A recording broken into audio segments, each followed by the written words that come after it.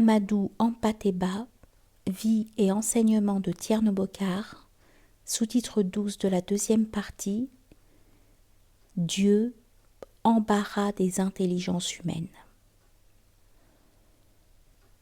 Si ce Dieu doit être adoré en vérité et en silence, au plus profond de soi-même, c'est qu'il ne peut être enfermé dans aucune définition intellectuelle. C'est ce que Tierno me fit comprendre un jour où je lui posais une question aussi naïve qu'audacieuse. Il était en train de nous commenter un texte théologique de Shir Ibrahim Lakhani. L'auteur citait différentes écoles. Un tel a dit ceci, un tel a dit cela, etc. Au milieu de toutes ces formules, dont certaines me paraissaient contradictoires, je ne m'y retrouvais pas. J'étais incapable de choisir. Aussi, prenant mon courage à deux mains, me tournai-je résolument vers lui. « Tierno, puisse Dieu prolonger tes jours. Je veux te faire un aveu. Personnellement, je ne me retrouve pas dans le labyrinthe des théologiens, qu'il s'agisse des attributs de Dieu ou de son essence. Chaque fois que je crois comprendre, d'après un théologien, un autre vient m'embrouiller. Je ne sais auquel faire confiance puisque je ne les connais pas.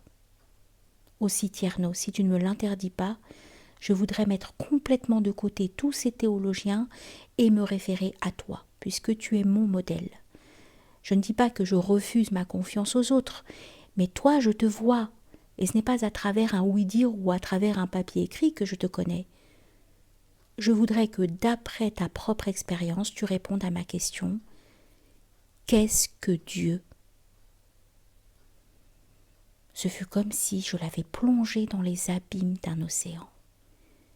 Il resta immobile, les yeux fermés comme pétrifié. Comme l'on dit en Afrique, il s'avala.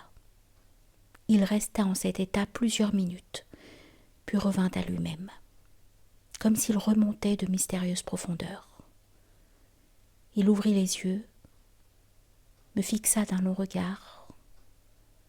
Enfin il dit, appuyant longuement sur chaque mot, « Amadou, Amadou. Dieu, Dieu, Dieu, Allah, Allah, Allah. » C'est l'embarras des intelligences humaines.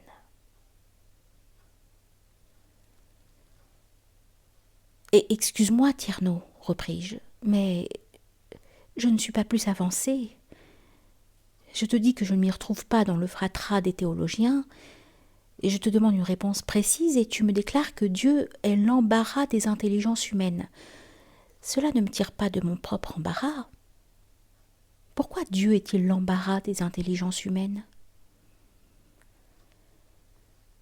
Je suis bien heureux que tu aies précisé ta question, me répondit-il, car c'est la question bien posée de l'élève qui propulse le maître et l'aide à trouver la bonne réponse. Pour que la réponse soit précise, la question doit l'être également.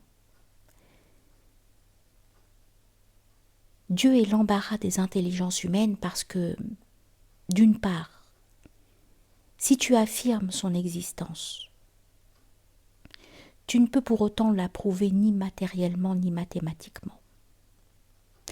D'autre part, si tu nies son existence, alors tu nies ta propre existence, qui n'est qu'un effet de la sienne.